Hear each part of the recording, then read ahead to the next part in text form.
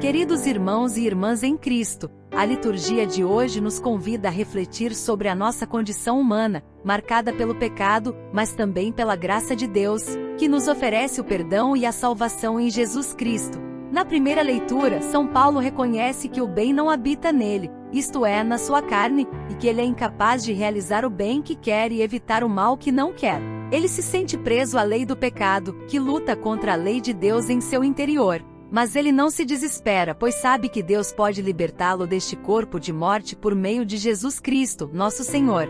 No Salmo responsorial, o salmista pede a Deus que lhe ensine a fazer a sua vontade, pois ele tem fé nos seus mandamentos.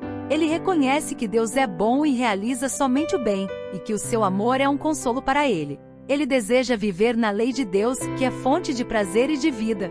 No Evangelho, Jesus critica os hipócritas que sabem interpretar o aspecto da terra e do céu, mas não sabem interpretar o tempo presente. Ele os exorta a julgar por si mesmos o que é justo e a resolver os seus casos com os adversários antes de chegar ao juiz, pois senão eles serão jogados na cadeia e terão que pagar até o último centavo.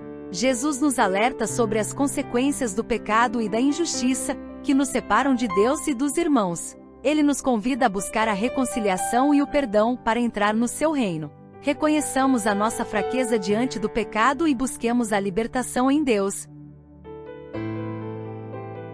Primeira leitura. Só Deus pode nos libertar deste corpo de morte por meio de Jesus Cristo. Leitura da Carta de São Paulo aos Romanos. Irmãos, estou ciente de que o bem não habita em mim, isto é, na minha carne. Pois eu tenho capacidade de querer o bem, mas não de realizá-lo. Com efeito, não faço o bem que quero, mas faço o mal que não quero. Ora, se faço aquilo que não quero, então já não sou eu que estou agindo, mas o pecado que habita em mim. Portanto, descubro em mim esta lei. Quando quero fazer o bem, é o mal que se me apresenta. Como homem interior ponho toda a minha satisfação na lei de Deus, mas sinto em meus membros outra lei, que luta contra a lei da minha razão e me aprisiona na lei do pecado, essa lei que está em meus membros. Infeliz que eu sou! Quem me libertará deste corpo de morte? Graças sejam dadas a Deus, por Jesus Cristo, nosso Senhor. Palavra do Senhor. Graças a Deus!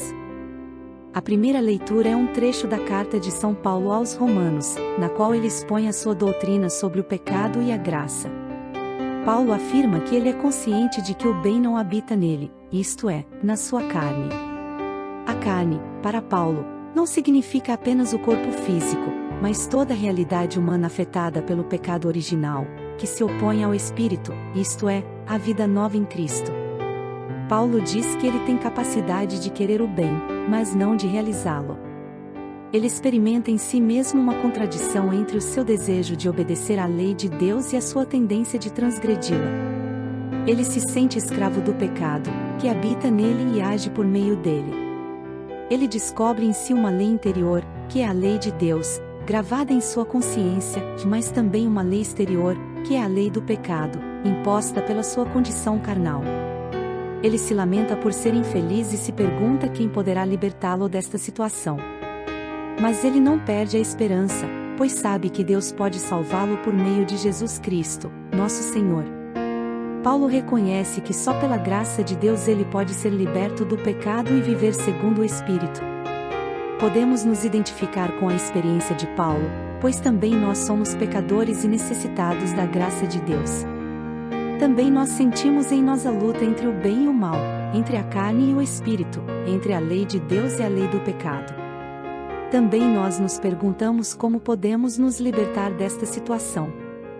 A resposta é a mesma que Paulo nos dá: só Deus pode nos libertar deste corpo de morte por meio de Jesus Cristo, nosso Senhor. Jesus é aquele que, pela sua morte e ressurreição, nos reconciliou com Deus e nos deu o seu Espírito Santo, que nos capacita a vencer o pecado e a viver na santidade. Portanto, não devemos nos desanimar diante das nossas fraquezas, mas confiar na misericórdia de Deus, que nos perdoa e nos fortalece. Devemos também cooperar com a graça de Deus, buscando conhecer e cumprir a sua vontade, que é o nosso bem verdadeiro. Salmo responsorial. Deus é bom e realiza somente o bem. Ensinai-me a fazer vossa vontade. Ensinai-me a fazer vossa vontade. Dai-me bom senso, retidão, sabedoria, pois tenho fé nos vossos santos mandamentos. Porque sois bom e realizais somente o bem, ensinai-me a fazer vossa vontade. Vosso amor seja um consolo para mim, conforme a vosso servo prometestes. Venha a mim o vosso amor e viverei, porque tenho em vossa lei o meu prazer. Eu jamais esquecerei vossos preceitos, por meio deles conservais a minha vida. Vinde salvar-me, ó Senhor, eu vos pertenço. Porque sempre procurei vossa vontade. O salmo responsorial de hoje é um hino de louvor à lei de Deus, que é vista como expressão do seu amor e da sua sabedoria. O salmista pede a Deus que lhe dê bom senso, retidão e sabedoria, pois ele tem fé nos seus mandamentos. Ele reconhece que Deus é bom e realiza somente o bem, e que o seu amor é um consolo para ele. Ele deseja viver na lei de Deus, que é fonte de prazer e de vida. Ele afirma que jamais esquecerá os preceitos de Deus que conservam a sua vida. Ele pede a Deus que o salve, pois ele lhe pertence. O Salmo nos ensina a valorizar a lei de Deus, que não é um fardo ou uma imposição, mas um dom e uma orientação. A lei de Deus nos revela a sua vontade e o seu plano para nós. Ela nos mostra o caminho da felicidade e da santidade. Ela nos protege do mal e nos aproxima do bem. Ela nos educa para a liberdade e para o amor. Por isso, devemos pedir a Deus que nos ensine a fazer a sua vontade, seguindo seus mandamentos com fé e obediência. Devemos também agradecer a Deus pelo seu amor, que nos consola e nos fortalece nas dificuldades. Devemos ainda confiar em Deus, que nos salva e nos dá a vida eterna. Evangelho. Jesus nos alerta sobre as consequências do pecado e da injustiça. Graças te dou, ó Pai, Senhor do céu e da terra, pois revelaste os mistérios do teu reino aos pequeninos, escondendo-os aos doutores. Proclamação do Evangelho de Jesus Cristo segundo Lucas.